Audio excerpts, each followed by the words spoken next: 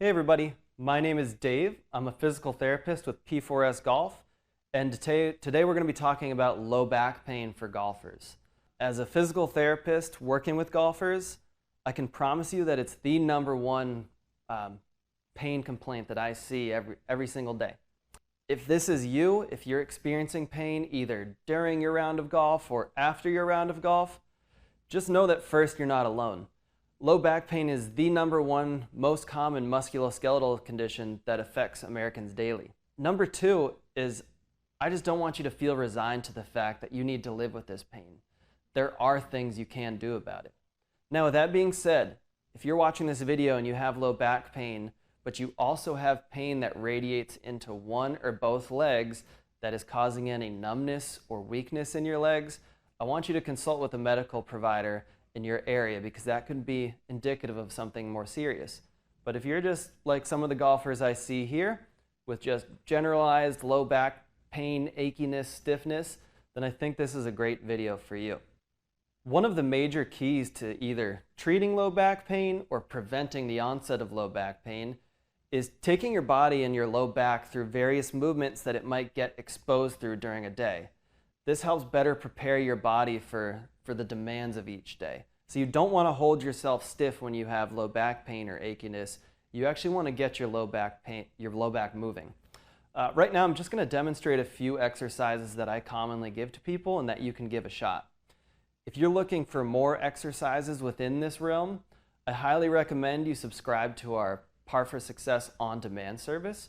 Right now we're doing an offer for a free 2 weeks.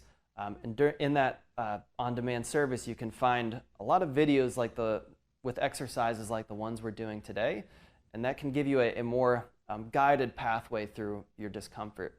But for now, let's just go through a few exercises that I like to give to some of my clients. First one we're going to start with is a classic that you may all know. It's just called the cat-cow. So what you're going to do is hop down on your hands and knees. Your hands should be directly below your shoulders. Your knees should be directly below your hips. And I want all the motion here to come from your spine. So I don't want a ton of movement elsewhere. I want it all to just come from your back area. So what you're going to do is first kind of stick your butt out, arch your low back, and tilt your head up. And then I want you to pull your hips underneath you and tuck your head down. Think of a dog tucking its tail between its legs. Now, during this exercise, if you experience discomfort at any of these positions, I don't want you to push too hard through that position. Essentially, all I want you to do is, let's say I was having pain as I tucked under. If I started to experience pain right here, I wouldn't go through that area. I would just hold there for a second and then come out of it. And again, and come out of it. So essentially, you're slowly exposing your body to some of the uncomfortable positions and helping your body kind of work its way through those uncomfortable positions. So that's exercise number one. Another one that I like to prescribe, because people really are often having discomfort bending over, is an exercise that makes that movement more comfortable. So what I'll do is have people sit in a chair and grab a big physio ball. If you don't have one of these, you could use like a desk chair or a rolling chair. You're going to sit up tall and then slowly roll the ball forward until you feel a stretch in your low back here. When I get to this position, the very end of where I can reach, I hold for about 5 seconds or take a couple deep breaths and then work my way back up. Again, same concept as before with the cat-camel. If you start to experience tightness as you go down or pain, I don't want you to push through it. I just want you to hold at that position that you're starting to experience a little bit of discomfort, and just hold there for a little bit and work your way back up. The goal is, over time, as you work on these exercises daily, you get a little bit farther and farther each day. So that's exercise number two. Exercise number three, you really just need to stand tall. Before we were working on more of a flexion and extension movement of your low back. Now we're just going to work on side bending. So just going to have you stand tall with your feet shoulder width apart, hands at your sides, and you just slide your hand down your side like this.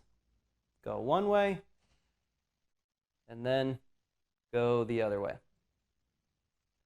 This is a great way of exposing your low back to that side bending movement. This is a movement that you need a lot in a golf swing. If you think of being in the top of your backswing and then needing to contact down on the ball and keep your head behind it, you do need some side bend in this area. So this exercise exposes your body to that movement right there. Again, same concept as before. If you experience pain or tightness at a position, don't push through it too hard. Just kind of ease your way into it and try to get more and more each day. Now, specific for golfers, there is also another area that we want to look at. And that area is your hips, specifically your hip internal rotation. We have an assessment that you can see, a free assessment you can complete online that looks at your hip internal rotation and is able to test it to see how you score on this test. But essentially, you're going to be sitting in a chair. I'll just demonstrate standing. And we're going to look at your ability to bring your foot out to the side like that. For us, this tells us how much you can internally rotate your hips. This is an important motion because in a golf swing, when you come down through the ball, you really need to push that lead hip backwards, which is a measure of hip internal rotation. If you do not have this motion right here, we find golfers will often push their hips forwards like this. And this can often create some of that low back achiness that we see golfers experience either during or after a round. So please, if you can, go to the link in our description, select the free assessment, and make your way through it. And when you get to the hip section, really take a look at, all right, how am I doing on this test? That is all we're going to go through today. We have much more information on our other online services, so click those links in the description below.